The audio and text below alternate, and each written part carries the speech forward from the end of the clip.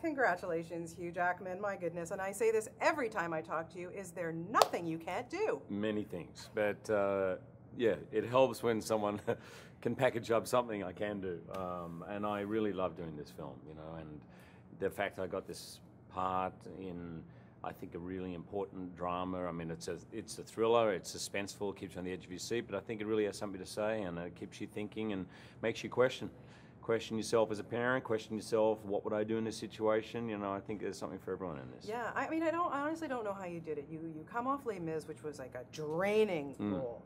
Then you're training for Wolverine, so you're eating every 2 hours, and you're getting, and then the emotion and the psychology of this part that you are playing, I just don't know. Where do you go? Yeah, it's a good question. I'm not 100% sure where you go, but exhaustion really helped with this. I mean, one of the things I really got into with this in the research was the sleep deprivation that parents, families, as well as the police, you know, suffer.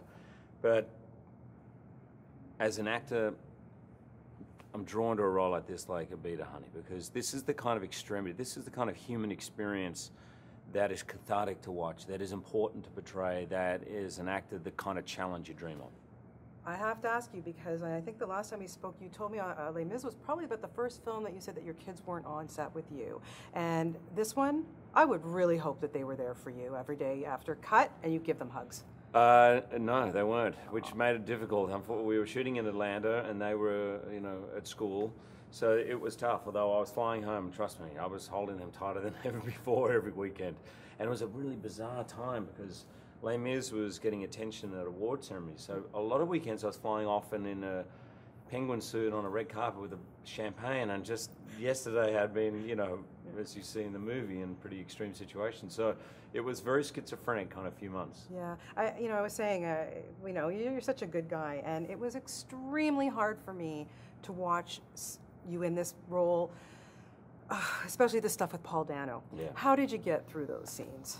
You know, well, I have to really hand it to Paul, who is one of those actors, the moment he walks into the soundstage, he disappears.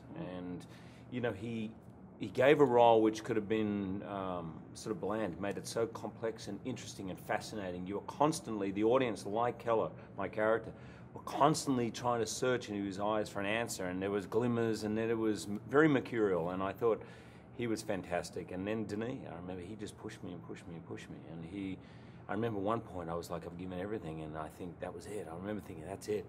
And he came out to me and he goes, I really need you to go there. I need you to go further. And I was like, go there? I thought I was just there. And he goes, no, there's another place to go to. And I was like, okay.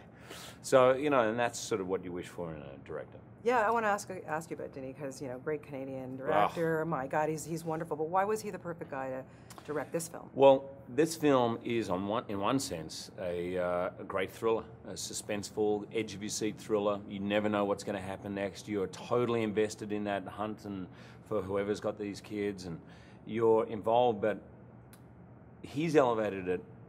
The script was there already, but he elevated it even further beyond a genre piece. He's made it a really important drama that keeps you thinking long after the film is finished and makes you question yourself and question what would I do, and a lot of grey areas. Now, Denis loves the grey.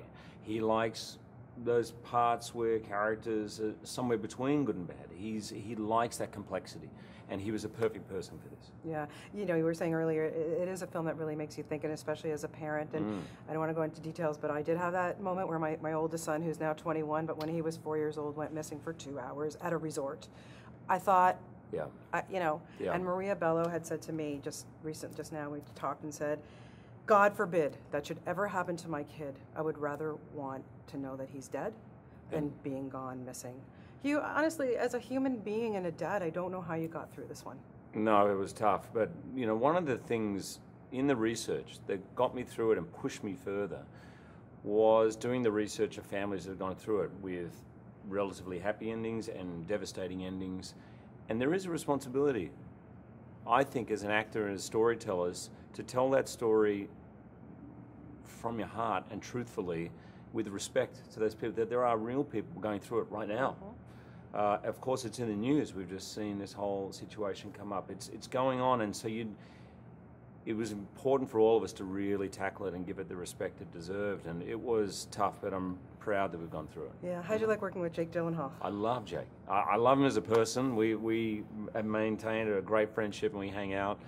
And as an actor, frustratingly, we only have 4 scenes together, 4 or 5 scenes. Yeah. They are very pivotal and they're placed very deliberately.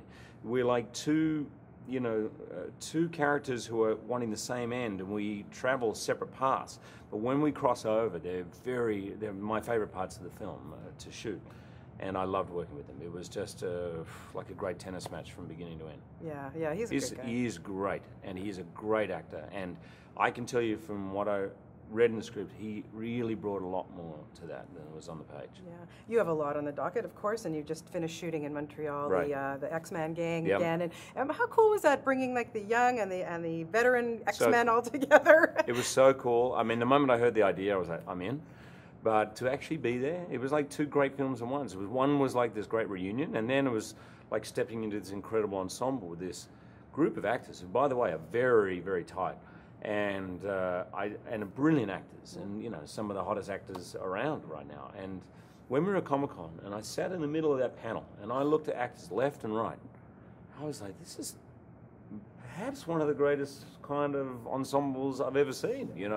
It's amazing to be part of it, and I think the fans are going to love it. Yeah. Oh God, are you kidding? I have a 17-year-old who can't stop talking right. about it. He's so excited that Marvel films are huge.